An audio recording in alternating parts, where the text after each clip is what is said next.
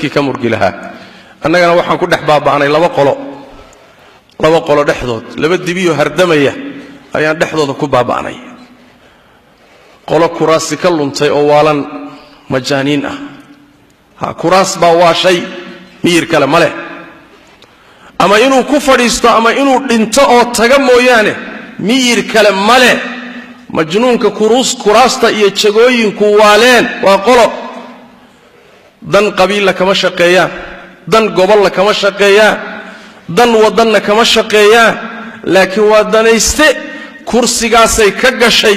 maalinkuu helana waa xasilayaa maalinkuu waayana waa dagaalamaya goormuu kaasi noqday mid ummad u taliya goormuusan noqday mid masaalix ummadeed xambaarsan fi'ada labaad iyo kooxda labaad waxa weeye waa niman ganacsata ah oo ummadani u afduuban tahay oo haddii nidaamka ummadda u soo noqdo rumaysan jaanisyo fara badan oo haystaan iyo tuubooyin meel ugu jiro nuugayaan inay ka baaba'ayaan sidaas daradeed nidaam oo dhan bay la dagaalamayaan inuu wax soo noqdo ummadan isku soo noqotay la dagaalamayaan waxoogaa dhaqaalana waa haysteen oo xaraam ku soo gashay warma labadaas qolaan u afduubnaanayna ayna almasaalix markaasaa waxa weeye maalinba meel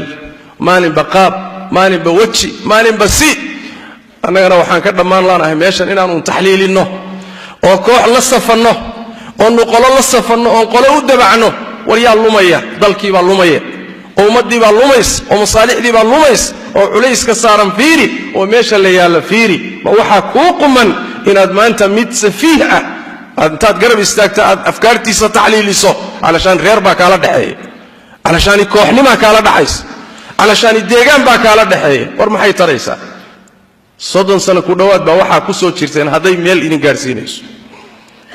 in sheekadii cusub maalinba dhinac loo dhigo oo uquusha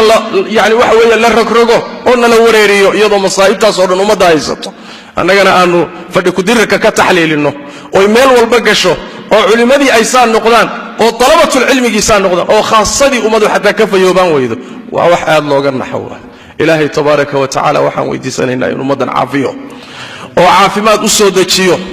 oo quluubteeda isu keeno oo ilaahay qabyaalada ka saaro oo rabbi inta mataamicda iyo danaha khaas kale ilaahay inuu ka qabto oo allah tabaaraka wa taala inta lunsan inuu ilaahay soo hanuuniyo ka ilaahay uusan hanuun ugu talagelin ilaahay si degdeg inuu halaago ilaahay midkuusan ugu talagelin hanuun oo ummadan dhibkeeda ka shaqeynaya kuna danaysanaya ilaahay waxaan weydiisanaynaa inuu si degdeg u soo qabto